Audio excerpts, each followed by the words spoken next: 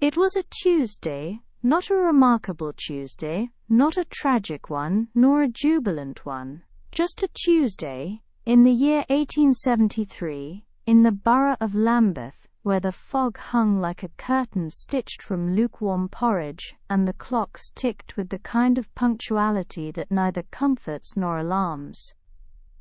The streets were paved with cobblestones that had long ceased to notice footsteps. The pigeons, if they flew at all, did so with the weary flaps of creatures who had nothing urgent to deliver. And the people, those dear, unremarkable people, went about their day with the kind of quiet determination reserved for tasks that do not need doing. This is the story of that day, a day in which nothing happened, and everything was documented. At precisely 7:03 a.m., Mr. Percival Butterwick, a man of no particular fame and even less particular ambition, rose from his bed with the kind of deliberation reserved for minor royalty or arthritic cats. His slippers, which had once been burgundy but now resembled the color of forgotten plums, waited patiently beside the bed. He slid into them with a sigh that was neither weary nor content. Just present. The kitchen, if one could call it that, was a narrow corridor lined with cabinets that had not been opened since the Crimean War. A single brass-handled toasting rack sat atop the stove, polished weakly with a cloth made from retired handkerchiefs. Mr. Butterwick selected a slice of bread from a tin marked bread, though the label had faded to Breyer, and placed it into the rack with the reverence of a man performing a ritual he did not believe in but felt obligated to continue. The bread itself was of middling quality. It had been purchased 3 days prior from a baker who specialized in loaves that neither delighted nor disappointed. The crust was firm but not assertive. The crumb was pale, like the complexion of a clerk who had never seen the sun. It smelled faintly of flour, and faintly of nothing. The flame beneath the rack flickered with the enthusiasm of a candle that had once aspired to be a fire but had since reconsidered. Mr. Butterwick adjusted the wick, then adjusted it again, then stared at it for a full minute, as if waiting for it to express an opinion. It did not. He turned the bread once, then again, then once more, for symmetry. The final result was a shade of brown, best described as resigned. Not golden, not burnt, just quietly browned, like a leaf that had fallen in October and chosen not to be noticed. The marmalade, stored in a jar labeled "Preserves Assorted," was orange in color but not in spirit. It had the consistency of a philosophical shrug, and smelled faintly of citrus, and faintly of dust. Mr. Butterwick applied it with a spoon that had been bent slightly at the neck, an imperfection he had grown fond of over the years. He spread the marmalade in a single slow motion, then paused to admire the evenness of the layer. It was not perfect, but it was symmetrical, and that was enough. He chewed slowly, he swallowed. He did not sigh, but he might have. The Lambeth Gazette, folded crisply and delivered with the punctuality of a postman who had long since stopped caring, awaited him on the breakfast table. It was printed in black ink on grey paper, the kind of grey that suggested it had once been white, but had spent too long in the company of coal. The front page featured an advertisement for socks. Not a sale, not a new design, just socks. Woolen, acceptable, available. The font was bold but not persuasive. Beneath the advertisement was a column titled, "Reflections on the Proper Length of a Trouser Hem," which Mr. Butterwick read with the solemnity of a man who had once hoped for scandal, but had since settled for tailoring advice. The second page featured the same advertisement, but in a slightly smaller font. The third page was blank, save for a smudge that may have once been a comma. The fourth page contained a letter to the editor from a Mrs. Thistlethwaite, who wished to express her dismay at the recent increase in the price of boiled sweets. Her tone was firm, her punctuation erratic. Mr. Butterwick read each page in order, then in reverse order, then diagonally, in case he had missed something. He paused at a small notice about a lost umbrella, described as, quote, black, with a handle shaped like a goose's neck. He considered the goose. He considered the neck. He moved on. He folded the paper. He placed it beside his toast. He did not read it again. His window beside Mr. Butterwick's breakfast table was neither open nor shut. It rested at a 37-degree angle, held in place by a mechanism that had once been reliable but now preferred ambiguity. The glass was streaked with the kind of condensation that suggests a house has been thinking too hard.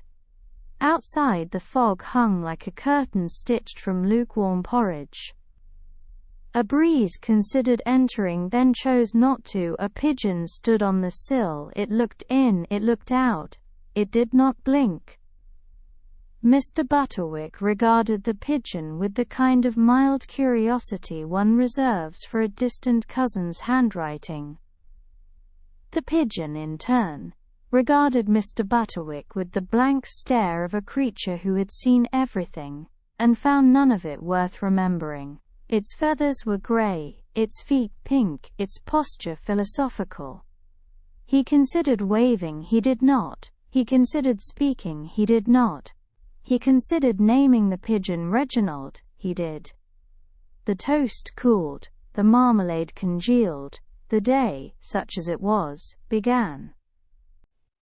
The window in question, located on the eastern wall of Mr. Butterwick's breakfast nook, just above the radiator that had not radiated since the Jubilee of 1860, was held at a precise angle of 37 degrees, a position it had adopted sometime in the late spring, and maintained ever since with the quiet obstinacy of a retired civil servant who refuses to sit anywhere but his favorite armchair, regardless of occasion or upholstery. It was not open in the traditional sense of permitting air to enter freely and without bureaucratic delay, nor was it shut in the comforting way that suggests a boundary has been drawn between the domestic and the meteorological. Instead, it hovered in a state of architectural indecision, as if the sash itself had once been certain of its purpose, but had, over time, grown weary of the binary expectations placed upon it by society, and chosen instead to exist in a liminal state, neither here nor there, neither breezy nor sealed, simply ajar. The latch, a brass fixture shaped like a lion's paw, though the lion in question must have been unusually dainty, had long since lost its grip, both literally and metaphorically. It dangled from its socket, with the kind of quiet resignation one sees in the eyes of museum docents, who have explained the same exhibit to schoolchildren for 47 consecutive years. The wood surrounding the frame was painted in a shade of cream that had faded to something resembling the color of old porridge, and the glass itself bore the faint, streaky fingerprints of a man who had once attempted to clean it with a sock, and then thought better of it halfway through. Outside, the fog pressed gently against the pane, not with urgency or menace, but with the soft insistence of a cat who wishes to be let in but will not meow. It was the sort of fog that had texture, not quite wool, not quite soup, but something in between, and it hung in the air like a half-remembered dream about laundry. The view beyond the window, if one could call it that, consisted of a brick wall, a drainpipe, and a single, leafless tree that had been leafless for so long it had begun to identify as sculpture, Mr. Butterwick, seated at his breakfast table with a spoonful of marmalade poised mid-air, like a conductor's baton awaiting its cue, glanced toward the window with the kind of expression one might wear when trying to recall the name of a childhood acquaintance who once borrowed a pencil and never returned it. He did not rise to adjust the window, he did not comment on its angle. He simply regarded it, as one regards a painting whose subject is unclear, but whose frame is undeniably expensive. The window remained, neither open nor shut. At precisely 8:17 a.m., a time notable only for its numerical symmetry and its proximity to 8:18, a conversation began on the pavement below the window, between two elderly neighbors and a third, who was not technically elderly, but had adopted the mannerisms of someone who had been waiting for a bus since 1954. Mrs. Penelope Thistlethwaite, whose hat was always slightly too large for her head, and whose opinions were always slightly too large for the room, stood with her gloved hands clasped around a shopping bag that contained, according to local legend, a single turnip and a copy of the Illustrated Almanac of British Fences. She looked up at the window and declared, with the certainty of someone who had once won a raffle, "That window is open." Her companion, Mr. Horace Blenkinsop, who wore a coat that had been tailored for a taller man and shoes that had been tailored for a smaller one, shook his head slowly, as if dislodging a thought that had become stuck in the folds of his memory. "It's shut," he said, with the kind of conviction usually reserved for declarations about the weather or the moral failings of modern jam. The third neighbor, known only as Neville, though it was unclear whether this was his first name, last name, or simply a placeholder until something better came along, offered a compromise. "It's ajar," he said, pronouncing the word with a soft J, and a long pause afterward, as if the word itself required digestion. The debate continued for 17 minutes and 42 seconds. During which time no one moved, no one changed their mind, and no one noticed that the pigeon on the windowsill had turned slightly to the left. The conversation touched briefly on sash mechanics, the philosophy of ventilation, and the tragic story of a cousin who once fell out of a window that had been too open by half. Eventually, Mrs. Thistlethwaite declared that she had better things to do, though this was widely regarded as a bluff, and the trio dispersed in 3 different directions, none of which led to their respective homes. The window, unmoved by the discourse, remained at its angle, 37 degrees, unbothered, unresolved. The pigeon, who had been present for the entirety of the breakfast and the debate, and who had not blinked since 6:42 a.m., shifted its weight from one foot to the other, with the kind of slow deliberation one might expect from a philosopher preparing to change chairs. Its feathers, a muted palette of grays and greys, bore the faint sheen of drizzle, and the faint scent of chimney smoke. It was, in every sense, a London pigeon, stoic, unimpressed, and vaguely judgmental. From its vantage point on the sill, the pigeon had observed Mr. Butterwick's marmalade ritual, the toast's slow descent into mediocrity, and the newspaper's bold commitment to sock-related journalism. It had watched the fog roll in, roll out and roll back in again, like a tide that had forgotten its schedule. It had listened to the neighbors debate with the kind of passive interest one reserves for distant relatives arguing about inheritance. And now, as the morning stretched itself into a yawn, the pigeon considered movement. It lifted one foot, held it aloft, then lowered it again. It did not fly away. It did not COO. It did not blink. Mr. Butterwick, still seated, still chewing, still uncertain whether the marmalade had improved or simply become familiar, glanced once more at the pigeon. He considered naming it, he considered offering it toast, he considered writing a letter to the editor about the philosophical implications of avian stillness. He did none of these things. The pigeon remained, the window remained, the day, such as it was, continued. At exactly 9 o'clock, by which we mean precisely, not approximately, not nearly, not in the spirit of 9 o'clock, but in the full, unambiguous reality of it, the grandfather clock in Mr. Butterwick's hallway emitted a chime so punctual, so mathematically obedient, that it might have been mistaken for the sound of time itself clearing its throat. The clock, a tall and narrow creature of mahogany and brass, had stood in that hallway since the reign of Queen Victoria's second favorite hatmaker. It was not a decorative clock, nor a sentimental one, nor even a particularly musical one. It was a clock that told time with the kind of stern reliability one associates with railway conductors and disappointed uncles. Its pendulum swung with the grace of a man pacing before a speech he has already forgotten, and its face bore Roman numerals so faded they resembled ancient runes, carved by a civilization that had once cared deeply about punctuality, and then, quite suddenly, stopped.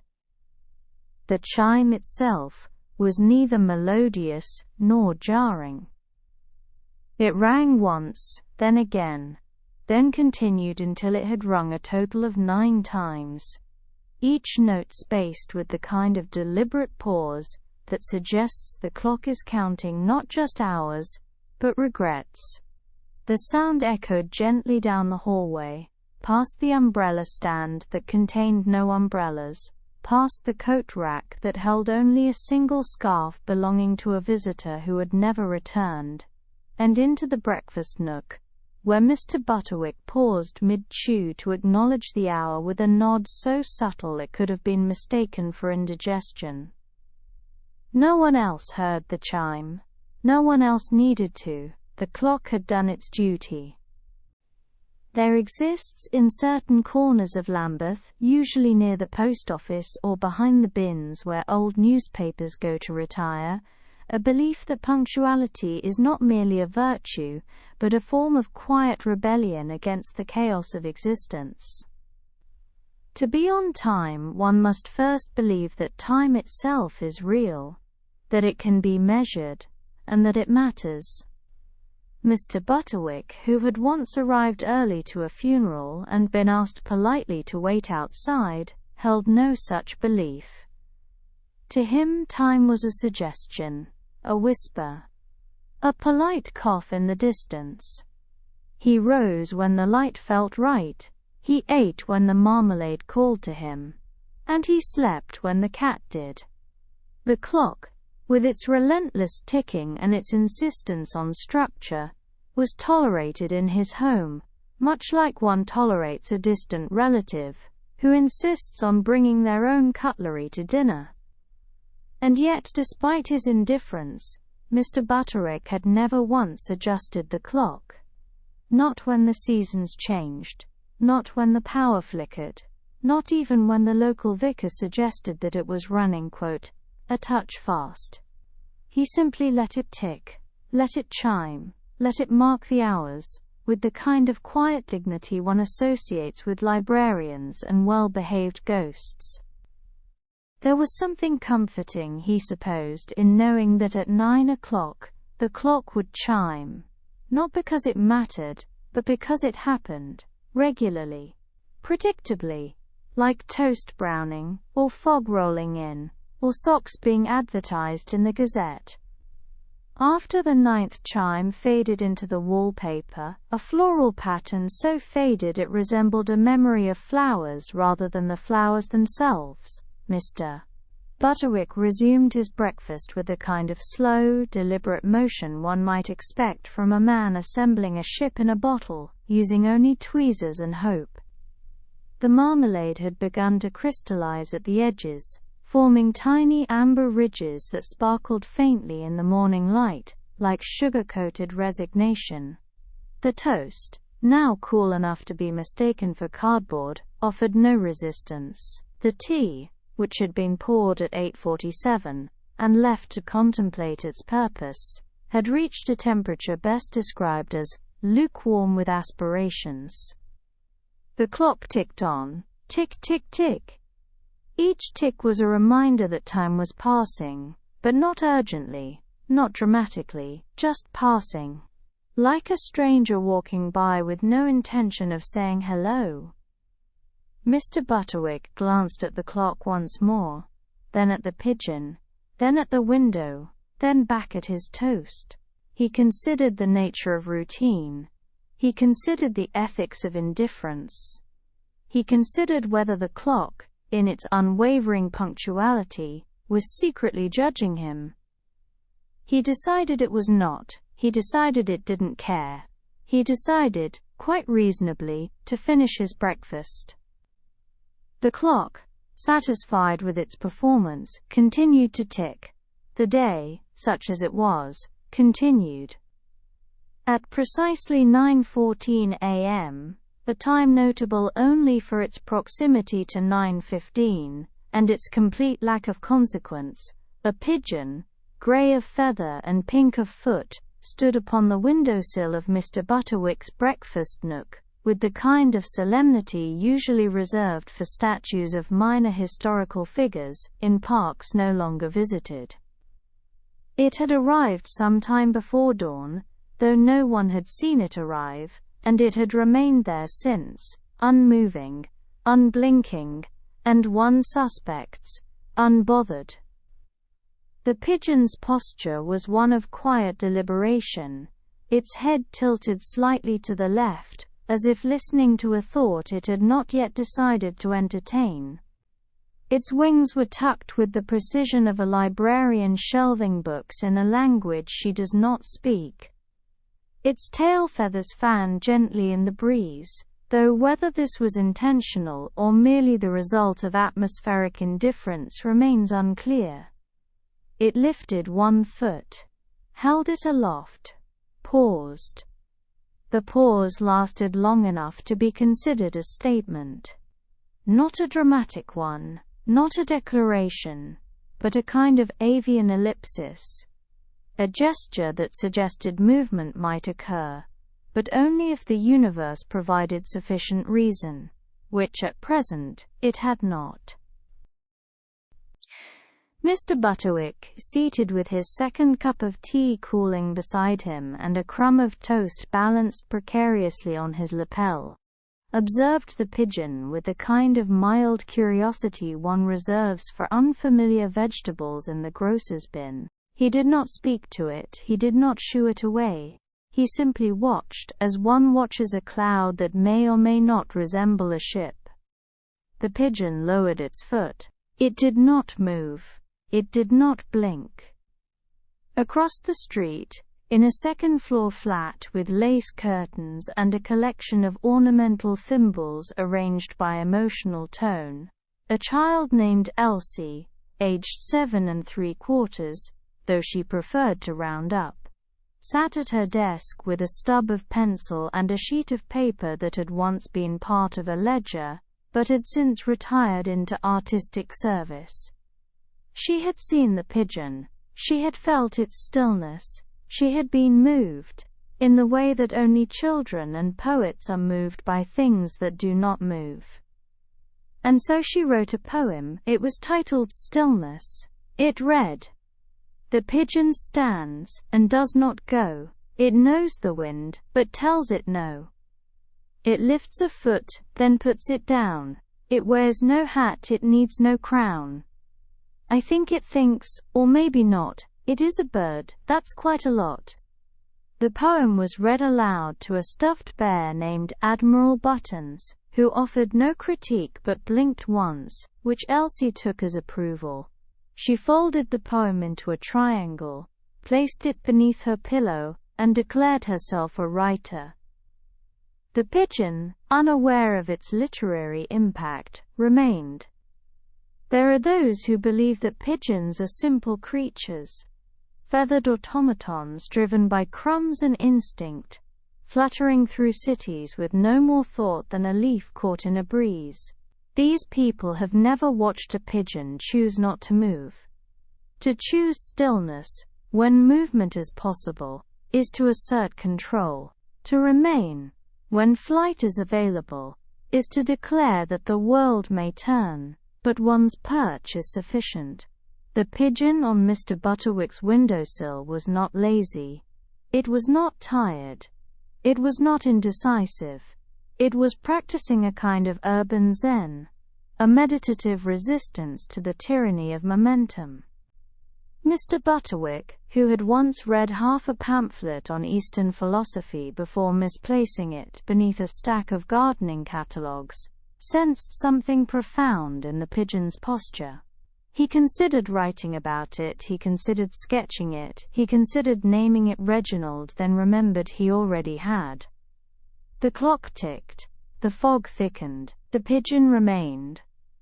And somewhere, in the quiet folds of Lambeth, a day continued in which nothing happened, and everything was noticed. At precisely 9:32 a.m., a time neither early nor late, but comfortably wedged between the ambitions of morning and the resignation of mid-morning, a man named Cyril Featherstone entered the drawing-room of his modest Lambeth flat, with the kind of purposeful aimlessness reserved for those who have nowhere to be, and no particular reason to be there. Cyril was a man of average height, average temperament, and above-average commitment to the art of hesitation. His trousers were pressed but not crisply. His shirt was buttoned, but not entirely. His socks, a muted shade of beige, bore the faint imprint of yesterday's shoes. He moved through the room like a thought half-formed, pausing at the mantelpiece, glancing at the clock, then turning toward the chair with the slow inevitability of a man who has decided, after much internal debate, to sit. The chair in question was upholstered in a fabric that had once been described by a furniture salesman as, quote, moss-adjacent. It was neither green nor gray, but something in between, like the color of a memory one tries to recall but finds only the edges of. The legs were carved in a style known as modestly ornate, featuring flourishes that suggested ambition, but stopped short of extravagance. The cushion, slightly sunken in the middle, bore the gentle imprint of previous sitters, most of whom had stayed no longer than necessary. Cyril approached the chair with the caution of a man unsure whether it would welcome him or judge him. He placed one hand on the armrest, then the other. He leaned forward, then back. He adjusted his posture, then reconsidered it. He looked at the chair as one might look at a puddle, aware that interaction was inevitable, but uncertain of the consequences. And then, after a pause so long it could have been mistaken for a lifestyle, he sat. The act of sitting, though often overlooked in the annals of history, is a moment of quiet transformation. One moves from vertical to horizontal alignment, from readiness to repose, from the possibility of action to the comfort of inaction. Cyril's descent into the chair was not dramatic. It was not swift. It was not even particularly graceful. It was, in every sense, a sit. The cushion responded with a sigh, a soft exhalation of displaced air and accumulated dust, the kind of sound that suggests both welcome and resignation. The chair creaked once, then settled into silence, as if acknowledging the presence of a sitter but reserving judgment until further notice. Cyril placed his hands on his knees. He stared at the wallpaper, which featured a pattern of faded roses arranged in a motif known as optimistic decay. He blinked slowly. He breathed evenly. He did not fidget, nor did he relax. He simply existed, in the chair, in the room, in the moment. Outside, the fog thickened. Inside, the clock ticked. The chair held him. For 7 minutes and 23 seconds, Cyril remained seated. During this time he thought of nothing in particular. He did not plan his day. He did not reflect on his past. He did not imagine his future. He simply sat, like a comma in a sentence that had forgotten its subject. And then, with the same deliberation that had marked his arrival, he stood. The chair, now unoccupied, returned to its natural state of quiet anticipation. The cushion, still warm, bore the ghost of Cyril's presence. A faint indentation, a whisper of weight, a memory that would fade by noon. The creak did not repeat. The sigh did not linger. The chair resumed its vigil, watching the room, with the kind of patient detachment one associates with retired butlers and ornamental clocks. Cyril, having completed the act of sitting, moved toward the window. He did not look out. He did not open it. He simply stood near it, as if proximity to glass might offer clarity. He adjusted his collar, then his cuffs, then his thoughts. He considered sitting again. He did not. The chair remained. The cushion cooled. The day, such as it was, continued. At precisely 7:46 a.m., a time notable only for its numerical symmetry and its complete lack of drama, a parcel was placed upon the stoop of number 23 Widdershins Lane, by a postman whose gait suggested a man who had once aspired to punctuality, but had since settled into a more philosophical relationship with time. The parcel, rectangular in shape and modest in ambition, bore a brown paper wrapping that had been folded, with the kind of care one associates with origami, performed by someone who has never seen origami. It was tied with string, not twine, not ribbon.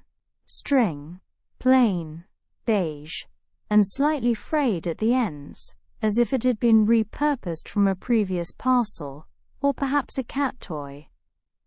The label, affixed at a slight angle, read, "To M. Featherstone, Esquire, from unspecified, contents undisclosed, urgency low."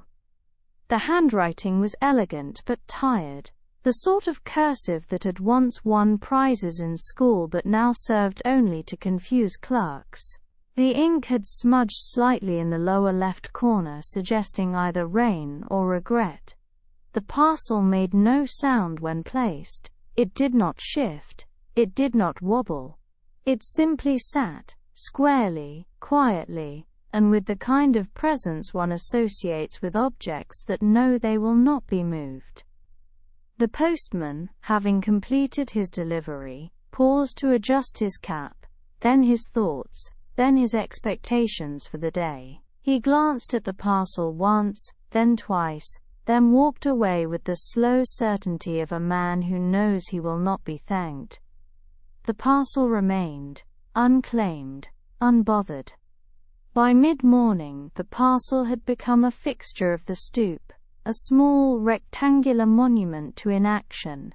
Passers-by noticed it, of course. They glanced, they speculated, they adjusted their gait slightly to avoid stepping too close. But no one touched it. No one knocked.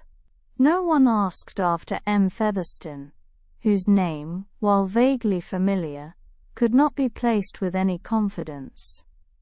Mrs. Penelope Thistlethwaite, returning from her weekly errand to purchase a single turnip and a copy of the Illustrated Almanac of British Fences, paused beside the parcel, and regarded it with the kind of suspicion one reserves for unfamiliar cheeses. She leaned forward, squinted at the label, then leaned back again, as if proximity might reveal its secrets. It did not. She considered ringing the bell. She considered calling the constable. She considered writing a letter to the editor. She did none of these things. Instead, she muttered "curious" in a tone that suggested mild disapproval, and continued on her way, her shopping bag swinging with the rhythm of unresolved questions. The parcel, unmoved by scrutiny, remained. It did not shift, it did not sag, it did not explain itself. There is a quiet dignity to objects that are not wanted, not discarded, not forgotten, but simply unclaimed. The parcel on the stoop of number 23 Widdershins Lane was one such object, a thing that had arrived, been placed, and then left to exist without expectation. Inside it may have contained anything: a book, a scarf, a letter never sent, a collection of buttons arranged by emotional tone. But the contents did not matter. What mattered was its presence, its stillness, its refusal to be urgent. Mr. Butterwick, passing by on his way to nowhere in particular, paused to regard the parcel, with the kind of mild interest one reserves for clouds shaped like furniture. He did not touch it. He did not inquire. He simply nodded, as if acknowledging a fellow practitioner of inertia. The parcel remained. The day, such as it was, continued. At precisely 10:06 a.m., a time notable only for its resemblance to a fraction, and its complete lack of urgency, Mr. Alabaster Quince, tailor by trade and philosopher by temperament, stood in the doorway of his shop, with a spool of thread in one hand, and a brass button in the other, contemplating the nature of attachment. The button, round and slightly convex, bore a faint engraving of a thistle, though whether this was intentional or the result of an enthusiastic polishing incident, remained a matter of quiet speculation. It had been removed from a waistcoat belonging to a client who had since moved to Bath, or possibly Brighton, or possibly nowhere at all. The waistcoat itself had been folded and shelved, awaiting repair, for a period of time best measured in seasons. Mr. Quince turned the button over in his palm. He examined its weight, its sheen, its potential. He did not thread the needle. He did not reach for the waistcoat. He did not sit. Instead, he placed the button on the counter, precisely 3 inches from the edge, where it caught the morning light, in a manner that suggested both readiness and reluctance. He then adjusted the spool of thread, not for use, but for symmetry, and stepped back to admire the tableau. Button, thread, counter, an arrangement of tools and intentions, none of which had yet committed to action. Outside, a breeze stirred the curtain. Inside, the button remained, unattached, unbothered. The drawer in which Mr. Quince eventually placed the button was labeled "Later" in faded ink and slightly crooked lettering, as if the label itself had been applied in haste and then forgotten. It was one of 12 drawers in the tailor's workbench, each assigned a temporal designation. Now, soon, eventually, perhaps, and most ominously, never. Later was the fullest drawer. It contained buttons of every shape and material: bone, horn, mother of pearl, wood, tin, and one made from what Mr. Quince suspected was compressed biscuit. There were scraps of fabric, half-written measurements, a note that read, "Mrs. Featherstone's hem, urgent," dated 3 years prior, and a single cufflink shaped like a beetle. The drawer did not close easily. It required a gentle nudge, followed by a firm push, followed by a resigned sigh. Mr. Quince placed the brass button atop the pile, with the kind of reverence one reserves for offerings to minor deities. He paused, considered rearranging the contents, then decided against it. He closed the drawer. He adjusted his spectacles. He returned to the doorway. The waistcoat remained on the shelf. The thread remained on the counter. The button, now among its peers, waited. There is a quiet art to postponement. Not avoidance, not neglect, but the deliberate act of choosing not to act, of placing intention into a drawer, and allowing it to marinate in the soft brine of time. Mr. Quince, who had once read half a pamphlet on Stoicism, before misplacing it beneath a bolt of tweed, understood this art intimately. To sew the button would have taken 5 minutes. To not sew it had taken 3 years, and yet the emotional weight of the latter far exceeded the former. He believed, in a way that was both sincere and slightly ridiculous, that every button carried a story, and that to attach it prematurely was to interrupt its narrative. The brass button, with its thistle engraving and its quiet gleam, had not yet finished becoming what it was meant to be. It needed time. It needed context. It needed to sit in a drawer labeled "Later" until the moment was right, or until someone else decided it was. Mr. Quince returned to his stool. He did not sew. He did not sigh, he simply sat. The button remained. The day, such as it was, continued. At precisely 10:42 a.m., a time neither suited to beginnings nor endings, but rather to the soft middle of things, a tabby cat named Mrs. Wiggins settled herself onto the windowsill of number 23 Widdershins Lane, with the kind of slow, deliberate grace one associates with opera singers lowering themselves into bathtubs. Her fur, a mottled tapestry of greys and creams, bore the faint shimmer of dust, and the faint scent of old upholstery. She had not been brushed in some time, but she had been admired, which she considered a fair trade. The windowsill, warmed faintly by a sunbeam that had wandered in through the fog, like a tourist unsure of its destination, offered just enough space for her to stretch one paw forward, tuck the other beneath her chest, and curl her tail around herself in a gesture that suggested both elegance and indifference. She blinked once, slowly, as if closing a chapter in a book she had never intended to finish. Outside, the fog thickened. Inside, the clock ticked. Mrs. Wiggins slept. Her breathing slowed to a rhythm so gentle it could be mistaken for silence. Her ears twitched once, in response to a sound that may not have occurred. Her whiskers trembled faintly, as if receiving messages from a distant realm of dreams. She did not stir. She did not snore. She simply existed, in a state of feline suspension, like a comma in a sentence that had forgotten its subject. It is widely believed, though rarely confirmed, that cats dream, not of mice necessarily, nor of birds, nor of the great velvet expanse of night, but of things more abstract, more peculiar, more feline. Mrs. Wiggins, in her nap, dreamed of sardines, not fresh sardines, not tinned, but the idea of sardines, long, silvery, and slightly aloof.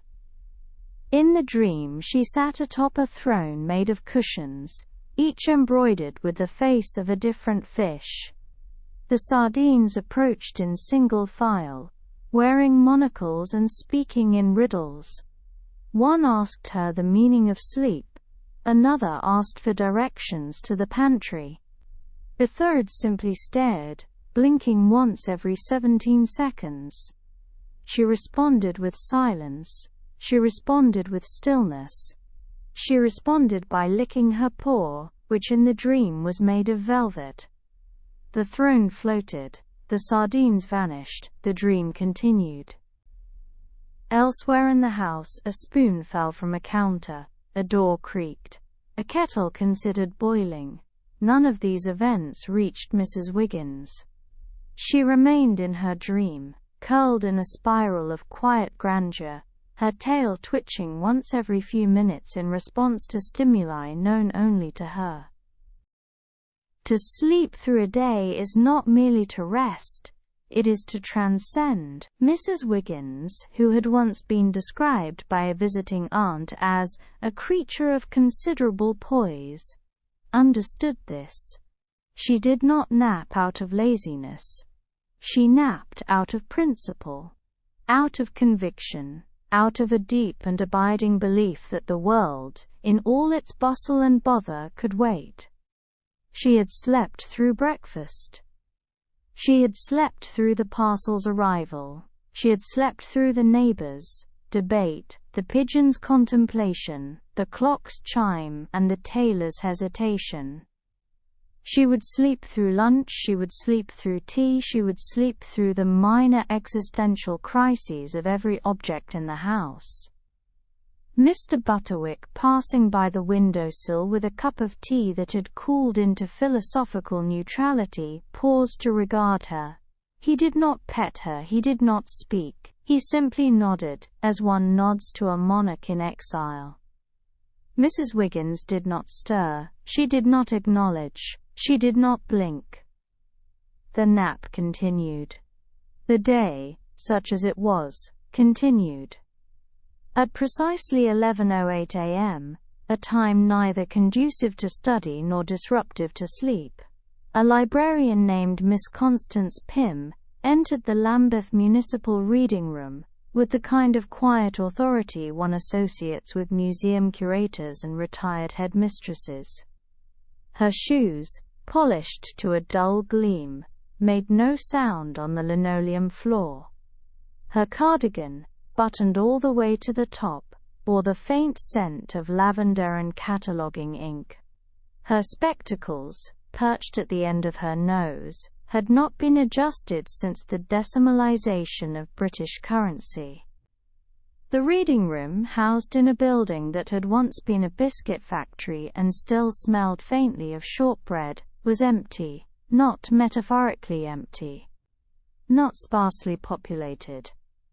Empty.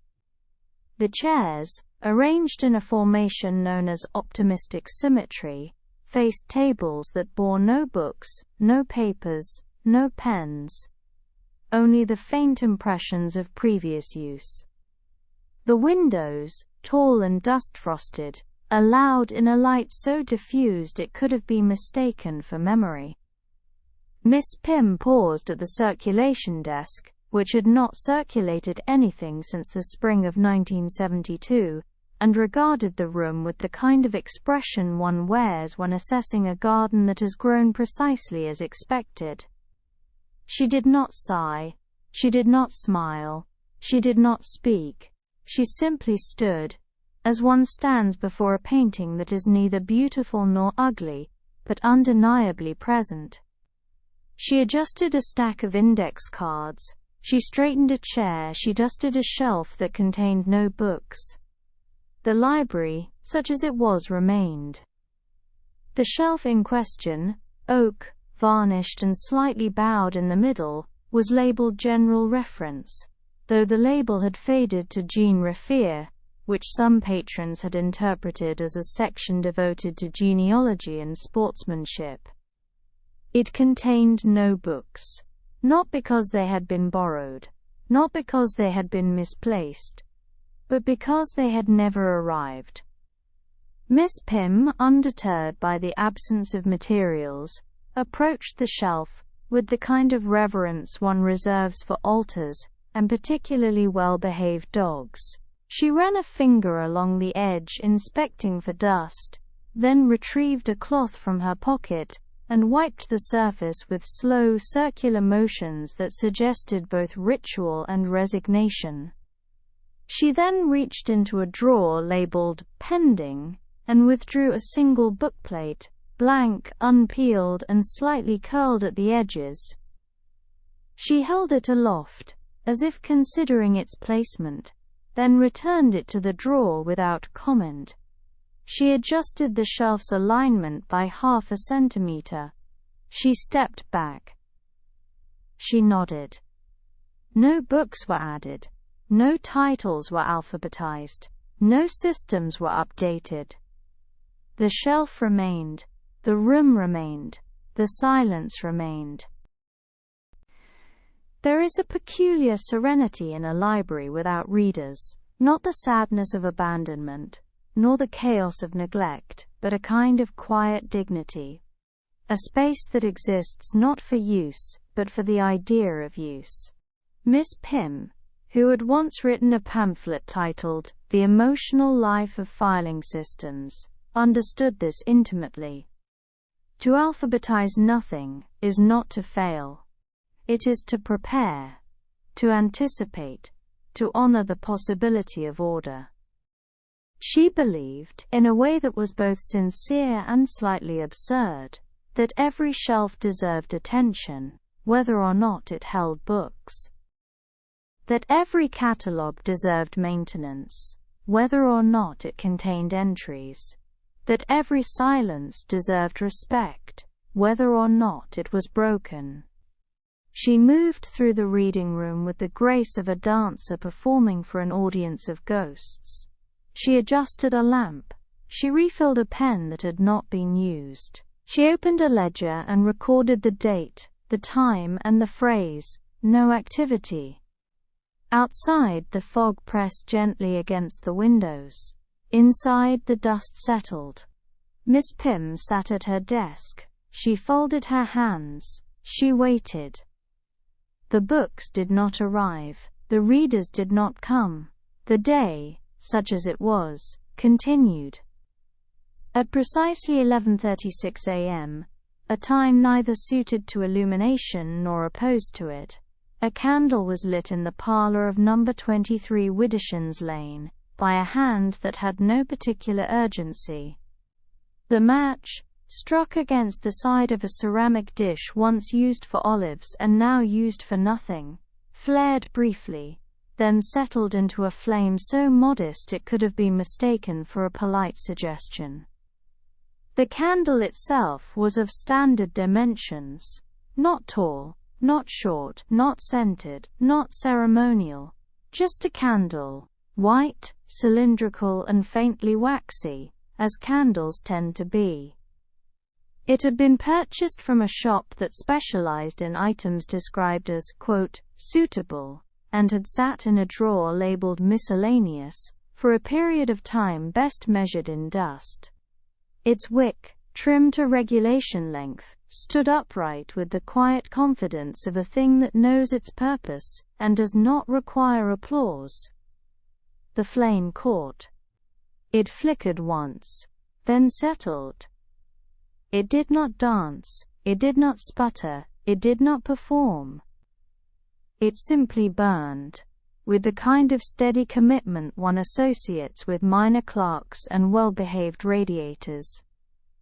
The candle burned at a rate that could be described with some precision as normal, not fast, not slow, not erratic, not poetic, just normal.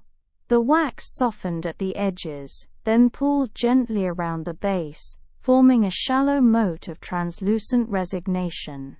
The wick darkened slightly, then held its shape, like a thought that refuses to unravel. The flame cast a light that was neither warm nor cold, illuminating the parlor in a way that suggested presence without intention. Shadows formed but did not commit. They lingered near the skirting boards, behind the teacups, beneath the framed photograph of a man whose name had been forgotten, but whose moustache remained iconic. Mr. Butterwick, seated nearby with a book he had no intention of reading, glanced at the candle with the kind of mild interest one reserves for weather reports and distant relatives. He noted its steadiness, he admired its lack of drama, he considered briefly whether it might be symbolic. He decided it was not. He returned to his tea. The candle continued. Outside, the fog pressed gently against the windows. Inside, the flame held, the wax dripped. Each drip was a small surrender. Each flicker, a quiet affirmation. each moment entirely unremarkable. There is a quiet nobility in things that behave as expected. The candle did not surprise, it did not rebel, it did not aspire. It burned as candles burn, with the kind of quiet dignity one associates with well-folded napkins and trains that arrive precisely on time. It did not seek metaphor.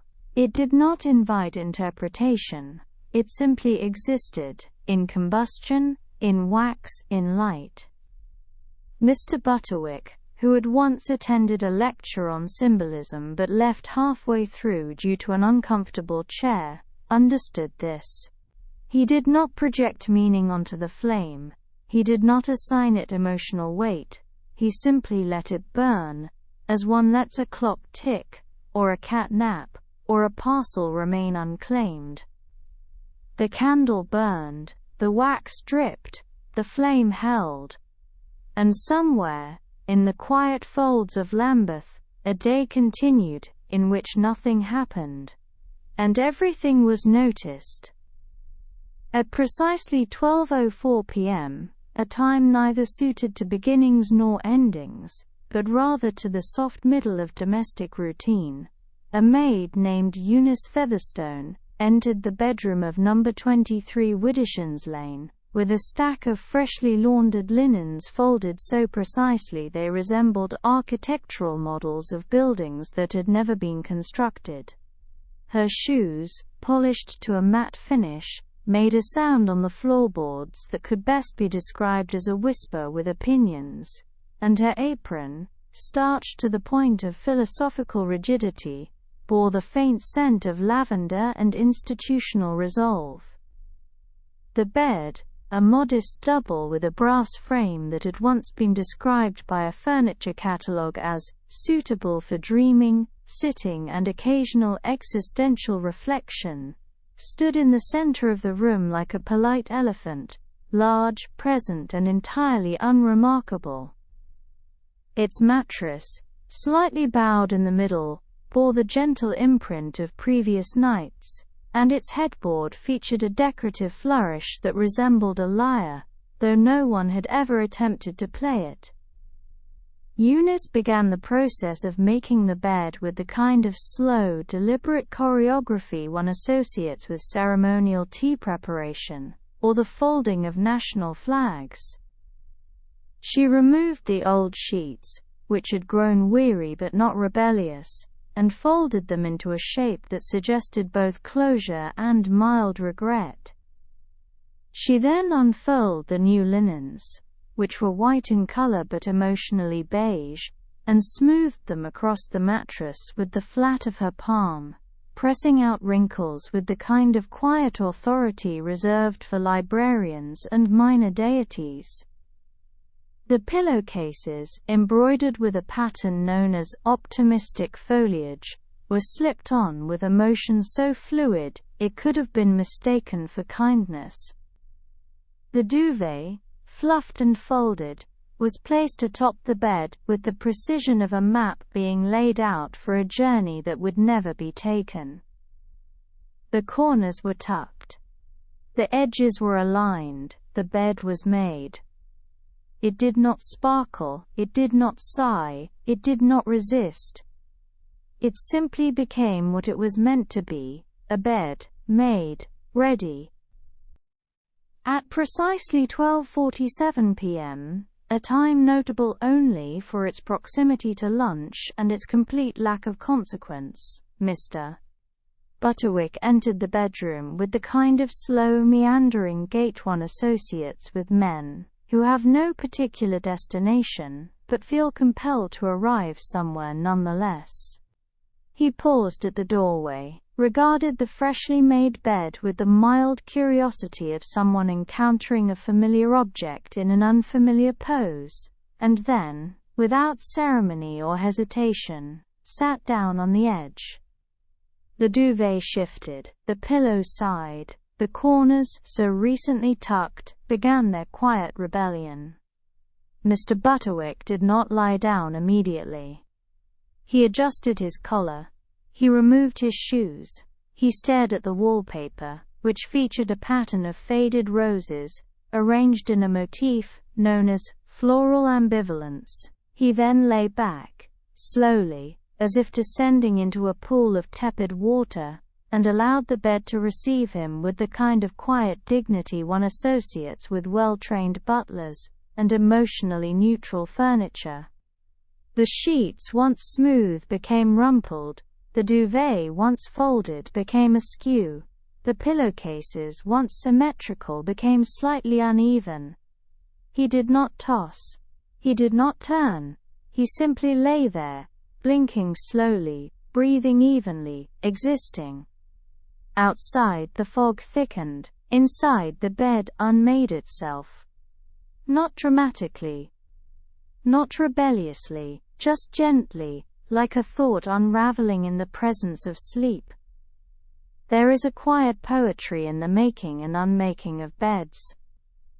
Not the poetry of romance, nor of drama, nor of metaphor, but the poetry of repetition, of ritual, of fabric folded and unfolded, in the service of rest.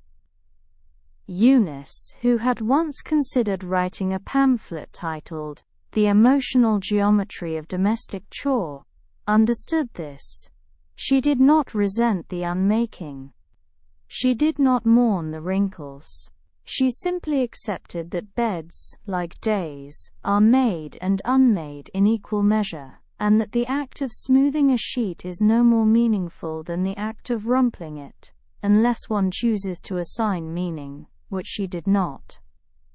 Mr. Butterwick, now asleep or nearly so, shifted once, then settled. The duvet slid further to the left, the pillow flattened beneath his head. The bed, no longer made, no longer pristine, no longer symmetrical, became what it was always meant to be, a place for rest, a surface for dreams, a canvas for sleep. And somewhere, in the quiet folds of Lambeth, a day continued in which nothing happened, and everything was noticed. At precisely 1:14 p.m., a time neither post-lunch nor pre-tea, but suspended in that peculiar hour, when clocks seem to tick more slowly, and chairs seem to invite contemplation, a man named Oswald Penbury, retired hatter and part-time observer of pigeons, sat in his armchair and yawned. It was not a dramatic yawn, not the kind that stretches the jaw and startles the cat, not the kind that signals exhaustion or boredom or existential despair. It was rather a modest yawn, quiet, symmetrical, and entirely unremarkable. The yawn began in the chest, as a gentle swell of breath, then rose through the throat, like a polite guest ascending a staircase, and emerged from the mouth, with the soft sigh of a curtain being drawn in a room no longer needed. Oswald did not stretch, he did not blink, he did not apologize. He simply yawned, as one yawns when the air feels slightly heavier than usual, and the upholstery slightly more persuasive. The sound of the yawn, if it could be called a sound, drifted across the room, past the mantelpiece, past the umbrella stand, past the framed photograph of a woman whose name had been lost to time, but whose expression remained firmly unimpressed. It reached the hallway, then the kitchen, then the stairwell, where it lingered briefly before deciding to continue. Outside, the fog thickened. Inside, the yawn echoed. Not loudly, not urgently, just gently, like a memory of sleep.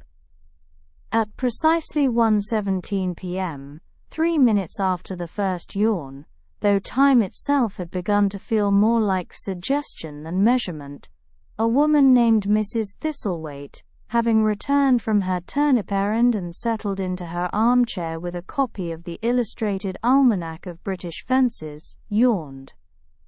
She did not hear Oswald's yawn, she did not see it, she did not know it had occurred. And yet, Her yawn followed his with the kind of quiet synchronicity one finds in flocks of birds or queues at post offices. It began as a thought, vague, unformed like the idea of soup, and then became breath, then motion, then sound.